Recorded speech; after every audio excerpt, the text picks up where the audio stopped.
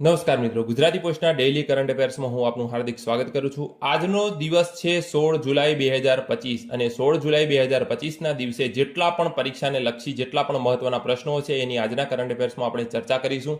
જોઈએ, સૌથી પહેલો પ્રશ્ન છે, તાજેતરમાં ભારતીય શુભાંશુ શુક્લા અવકાશમાં જે પૃથ્વી પર પરત ફર્યા છે જેમનો અવકાશમાં બેઝ નંબર કયો હતો? તો સાચો જવાબ છે 634 એમનો બેઝ નંબર હતો। જેઓ અવકાશમાં પહોંચ્યા બાદ તેમને આ બેઝ નંબર આપવામાં આવ્યો હતો। બીજો પ્રશ્ન છે મહત્વનો મિત્રો, તાજેતરમાં અવસાન પામેલા અભિનેતા દિગ્દર્શક ધીરજ કુમારે નીચેના પૈકી કઈ ફિલ્મોમાં કામ કરેલ છે? તો તેઓ અભિનેતા હતા પોતે અને દિગ્દર્શક પણ રહી ચૂકેલા છે। તેમણે ઉપરના તમામ ફિલ્મોમાં કામ કરેલ છે। મહત્વની ફિલ્મો છે હીરા પન્ના, રોટી કપડા ઓર મકાન, બહારો, ફૂલ બરસાવો। ત્રીજો પ્રશ્ન છે મહત્વનો, તાજેતરમાં વિજય નાયકને રાષ્ટ્રપતિની હાજરીમાં સરલા સન્માન એનાયત થયું। આ સરલા સન્માન કયા રાજ્યનું સાહિત્યિક પ્રતિષ્ઠિત પુરસ્કાર છે? સાચો જવાબ છે ઓડિશા।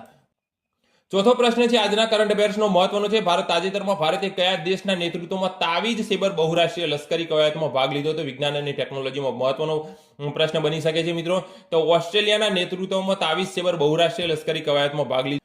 પાંચમો પ્રશ્ન છે મિત્રો, ધ ટર્બન ટોર્નાડો તરીકે જાણીતા દોડવીર કોણ છે જેમનું તાજેતરમાં જ રોડ અકસ્માતમાં અવસાન થયું છે? સાચો જવાબ છે ફૌજા સિંહ। છઠ્ઠો પ્રશ્ન છે આજના કરંટ અફેર્સનો, ગુજરાતમાં આયોજન થતી બલરામ ક્ષત્રિય ટુર્નામેન્ટ કઈ રમત માટે યોજાય છે? તાજેતરમાં બલરામ ક્ષત્રિય ટુર્નામેન્ટ અમદાવાદે જીતી લીધી છે, તે ફૂટબોલ માટે રમાય છે। છઠ્ઠો પ્રશ્ન છે આજના કરંટ અફેર્સનો, ભારતીય સેનાએ તાજેતરમાં પ્રચંડ શક્તિ લશ્કરી કવાયત કયા રાજ્યમાં કરી? તો પ્રચંડ જે શક્તિ લશ્કરી કવાયત છે તે ઉત્તર પ્રદેશના મેરઠમાં